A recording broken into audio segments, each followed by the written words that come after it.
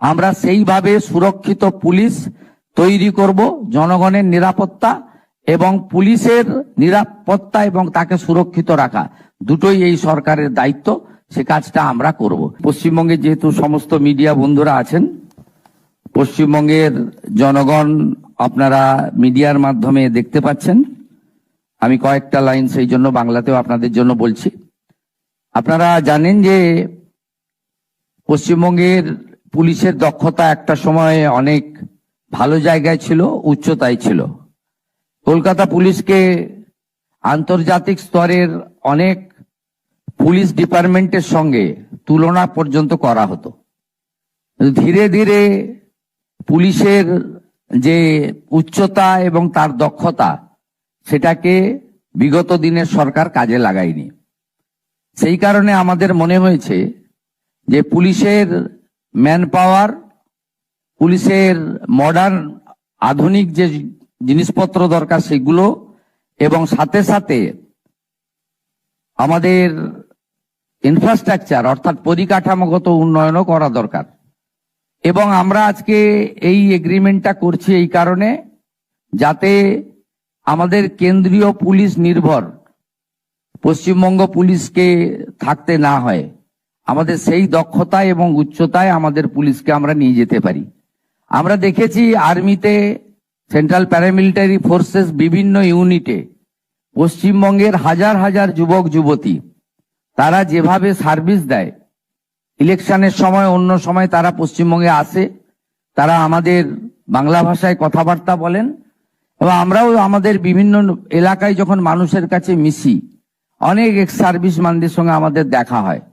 তাদের দেশের প্রতি, রাষ্ট্রবাদের প্রতি অগাধ আনুগত্য এবং তাদের কর্তব্য অবিচল থেকে তারা যেভাবে ডেডিকেশন করে সেইভাবে তারা তৈরি হয়েছে। আমাদের এই রাজ্যের পুলিশ ডিপার্টমেন্টেও যারা কর্মরত তাদেরকেও যদি আমরা দক্ষতার সঙ্গে উপযুক্তভাবে তৈরি করতে পারি, তারাও এই ধরনের সার্ভিস আমাদের দিতে পারে।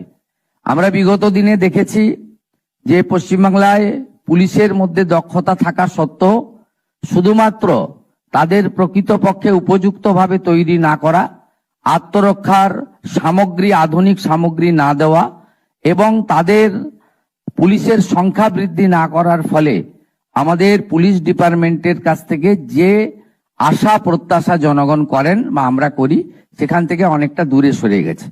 আমাদের অনেকগুলো উদ্যোগের মধ্যে একটি উদ্যোগ আজকে আমরা চুক্তি করলাম, এবং আরো আগামী দিনে বেশ কিছু উদ্যোগ পুলিশকে কেন্দ্র করে আমরা নিচ্ছি।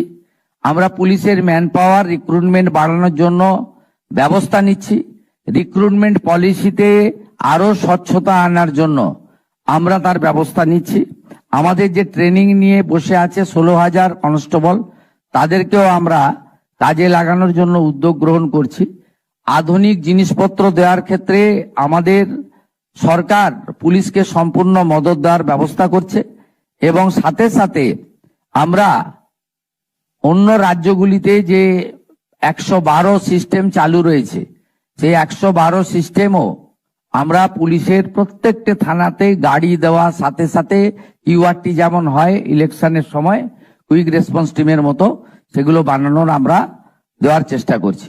আমার মনে হয়েছে এই এগ্রিমেন্টের ফলে আমাদের পুলিশের মধ্যে যে উচ্চমানের হিউম্যান রিসোর্সেস রয়েছে তাকে আমরা প্রকৃতপক্ষে মূল্যায়ন করতে পারবো, তৈরি করতে পারবো। আগামী দিনে রাজ্যের আইন শৃঙ্খলা রক্ষার ক্ষেত্রে, নারী নিরাপত্তার ক্ষেত্রে, আমাদের বাংলাদেশ সন্নিহিত সীমান্ত সুরক্ষার ক্ষেত্রে এবং ভারতীয় ন্যায় সংহিতার অন্তর্গত জাস্টিস দেওয়ানোর ক্ষেত্রে বা অভিযুক্তদের বিরুদ্ধে পানিশমেন্ট দেওয়ার ক্ষেত্রে আমাদের বাহিনী অত্যন্ত উচ্চতার সঙ্গে তৈরি হয়ে উপযুক্ত সার্ভিস দিতে পারবে। এই প্রস্তাব আমাদের জাতীয় রক্ষা ইউনিভার্সিটি থেকে গত বছর 2025 নভেম্বর মাসে এসেছিল। বিগত সরকার তারা এই বিষয়ে উদাসীন ছিলেন, তারা অবহেলা করেছেন। স্বাভাবিকভাবে বর্তমান সরকার আসার পরে আমাকে এই বিষয়টি মহামান্য রাজ্যপাল, তিনি তার রাজভবনে, আমি যখন লোকভবনে আমি তার সঙ্গে যখন দেখা করতে গেছিলাম, তিনি বলেছিলেন মিস্টার বিমল পাটেলের কথা, এবং তারপরে অতি দ্রুততার সঙ্গে আমাদের স্বরাষ্ট্র সচিব মহোদয়া এবং ডিজিপি মহোদয় তারা উদ্যোগ গ্রহণ করে চিফ সেক্রেটারির গাইডেন্সে এটা আজকে করতে পেরেছেন। আমি অত্যন্ত